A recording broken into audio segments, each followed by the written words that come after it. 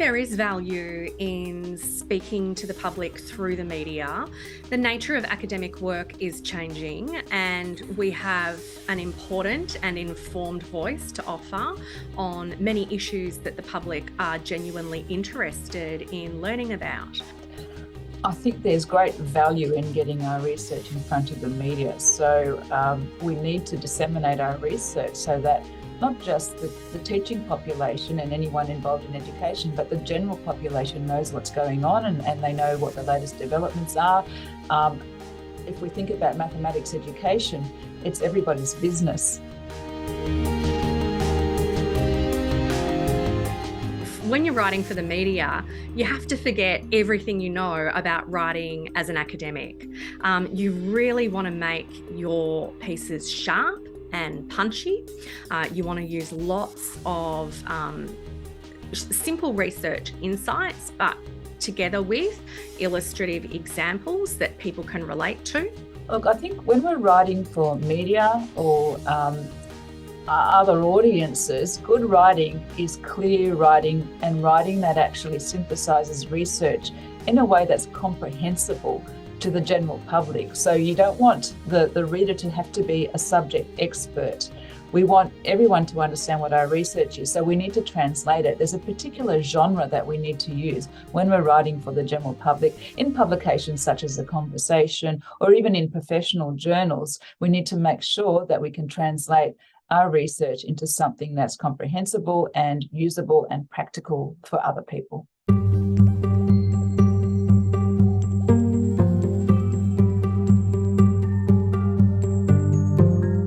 So when you're a researcher in mathematics education, mathematics is a very common topic in the media. And what you need to think about is, does your research actually fit what this current topic is all about? Can you use your research to contribute to the conversation and add to the conversation? So, for example, if there's a headline around using technology in mathematics classrooms, and there's often arguments about how much technology should be used.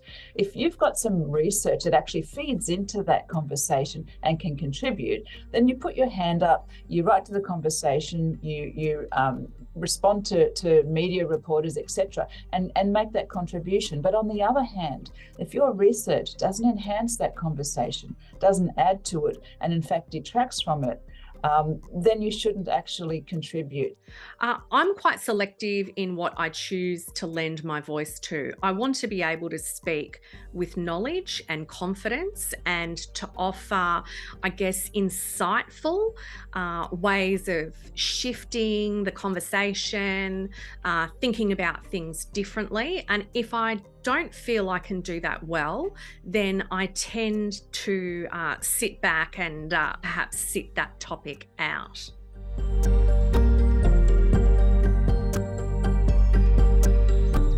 There's many good ways of getting our research in front of teachers. One of my favourite ways is to write for teacher education or teacher practitioner journals like Australian Primary Mathematics Classroom. I know that even though it seems like a chore because you're effectively writing another article on top of whatever your formal journal article you're going to write, the reality is these articles are highly valued in classrooms. They're highly valued in professional learning communities in schools. Because my work is primarily based around task design, I want those tasks making their way into classrooms. So talking directly to teachers through conferences, through webinars, through journal publications that teachers read is important dissemination activity for me. It's really important, if you're conducting research that has practical implications, that we get that research into classrooms and into the hands and minds of practitioners. So there are a few ways of doing that. One way is using professional journals. So translating that research into short, sharp articles that actually clearly outline what those practical implications are for those teachers. I think that's absolutely critical. And it is a responsibility of us as mathematics education researchers to do that.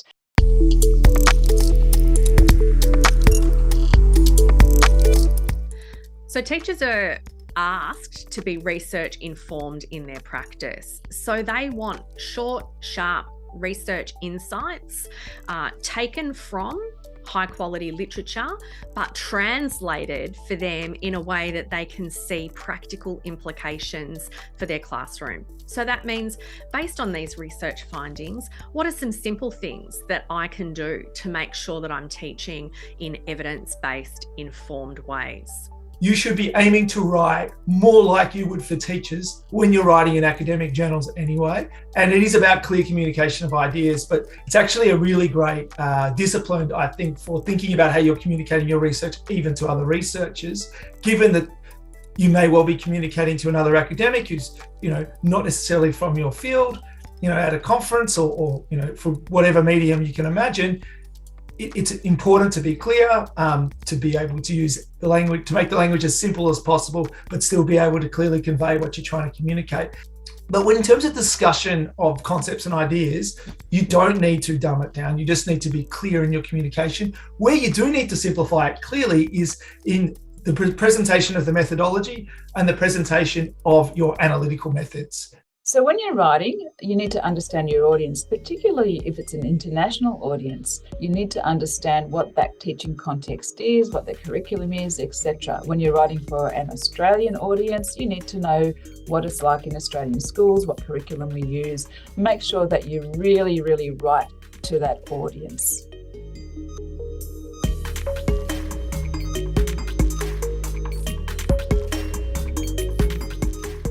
So I think it is worthwhile to try and reach the broadest audience possible with your public intellectualism. So that means sharing your quality research with your colleagues internationally through the peer-reviewed journals that we all write for, but then slicing out of that very rigorous work into, more accessible formats to reach a broader audience. Most education academics I know, one of the biggest reasons they're actually involved in this gig is to try and make schools or whatever education community we're talking about, early childhood settings, or maybe it's young people more generally outside of schools, but to try and actually have a positive impact on society.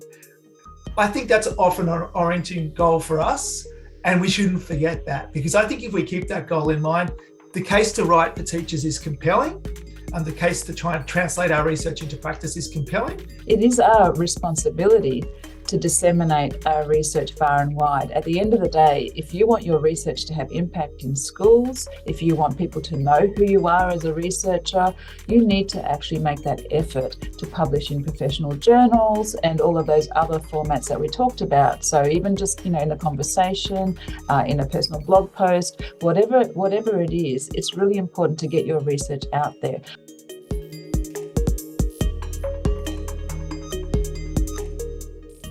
Look, my words of advice would be just do it. Write as much as you can, disseminate as much as you can, engage as much as you can with the profession, with the community in general.